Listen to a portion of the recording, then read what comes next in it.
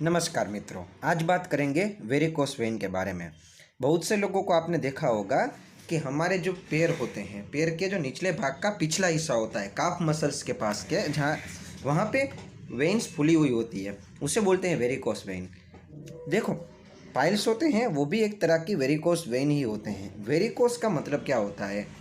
फूल जाना, वेन्स का फूल जाना और मुड़ जाना थोड़ा। वैसे क्या होता है, जैसे कि एक वेन जा रही है, ठीक है, ऐसे एक वेन जा रही है सड़क पैरों में से ऊपर की तरफ, हृदय की तरफ। तो वेन्स में वाल्व होते हैं, एक तरफी वाल्व, ऐसे सारे ऊपर की तरफ होते हैं। जैसे ही धक्का आएगा और ब्लड ऊपर की तरफ जाएगा तो वाल्व खुल जाएंगे, और धक्का बंद हो जाए तो वाल्व बंद हो जाएंगे, जिसके कारण रक्त है वो ऊपर से नीचे की तरफ ना जा पाए। लेकिन जब वेन फूल जाती है, ठीक है, तो वाल्व वो जो बाजू बाजू में होते हैं वो दूर हो जाते हैं, जिसके कारण क्या होता है, खून नीचे आने लगता है, जिसके कारण सिरा के अंदर वो जो सिरा यानी कि वेन्स होती है उसके ऊपर ब्लड का प्रेशर बहुत ज़्यादा मात्रा में बढ़ जाता है, जिसके कारण वो वेन ज़्यादा फूलने लगती है।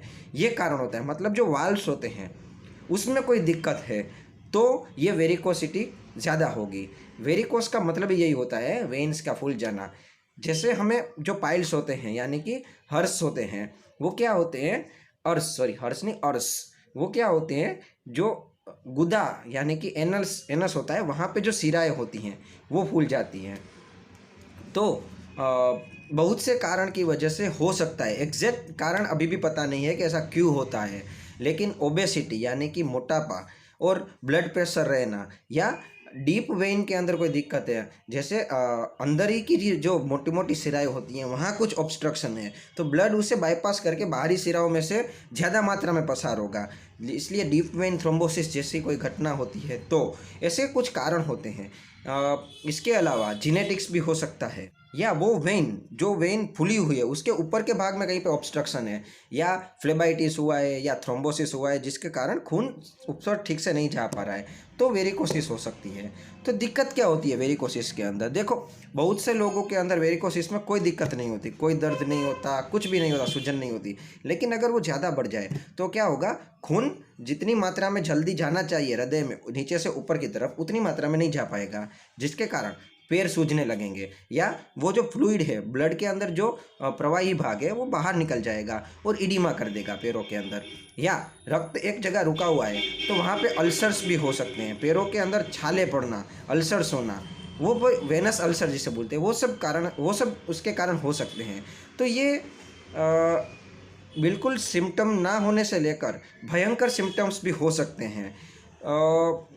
सबसे ख़राब क्या चीज़ हो सकती है कि वो जो वेन है वहाँ पे अगर रक्त रुक गया थोड़ी देर के लिए तो वो रक्त जम जाएगा, और उसमें से जो खून का गट्ठा बना है, थ्रोम्बस बना है, वो कहीं पे भी फंस जाएगा और थ्रोम्बोसिस करके उस अवयव में जो पहुँचने वाला खून है उसे अवरोधित कर देगा, और उस अवयव को खून ना मिलने के कारण उस अवयव को नुकसान होगा। जैसे अगर मान लो कि वो थ्रोम्बस है वो दिमाग के किसी भाग में अटक गया तो स्ट्रोक आ सकता है, हृदय में कहीं कहीं भी भाग में अटक गया तो हार्ट अटैक आ सकता है, ये सब कुछ इसमें हो सकता है। पल्मोनरी एम्बोलिज्म भी हो सकता है, अगर फेफड़ों के अंदर जाने वाली जो सिराएं है उसमें कहीं पर फंस गया, तो ये जो कॉम्प्लिकेशन होते हैं इसमें होते हैं। अब ट्रीटमेंट क्या करनी है?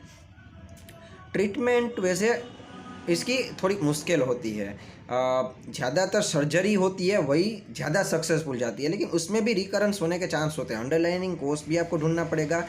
और मेडिसिन के अंदर रूटीन नामक एक तत्व होता है, उसके डेरिवेटिव्स होते हैं, जैसे मोनोक्सीरूटीन, टोक्सीरूटीन एट्सेट्रा। वो क्या काम करते हैं? माइक्रो एंजियोपैथी होती है, मतलब जो हमारी धमनियाँ एवं सिराएं होती हैं उसमें जो थोड़ा थोड़ा नुकसान हुआ है उसे ठीक करने का काम करती है, एवं धमनियों को सिराओं को ज़्यादा फैलने नहीं देती। इसके अलावा इस्ट्रोजन होता है, वालसार्टन होता है, टर्बेसाइड होता है, ये दवाई भी काम होती है। लेकिन सबसे ज़्यादा इफेक्टिव अगर कोई ड्रग होती है तो डायोस्पिन होती है। लेकिन ये दवाई भी बहुत से लोगों को ये वेरिकोसिस हुआ है, वेरिकोस वेन हुआ है, या हेमरेड्स हुए हैं, उसे ठीक नहीं कर सकती। तो उसमें या तो ऑपरेशन करवाओ, या स्क्लेरोथेरापी करवाओ, या बीच का कोई आपको मार्ग निकालना हो तो क्या होता है, पैरों में पहनने के लिए एक मोजे आते हैं, टाइट मोजे आते हैं, जो उस फूली हुई वेन को प्रेशर से जकड़ रखते हैं, जिसके कारण फ्लूइड लीक नहीं होता, और वेन के ऊपर ज़्यादा प्रेशर ना आने से वेन भी उसके बाद ज़्यादा नहीं फूलती। या पैरों को ऊपर करके रखो, जब भी मौका मिले तो पैरों को ऊपर करके रखोगे तो ग्रेविटी के कारण खून अपने आप जल्दी से नीचे आ जाएगा और वापस नहीं जाएगा। तो ये सब ट्रीटमेंट हो सकती है।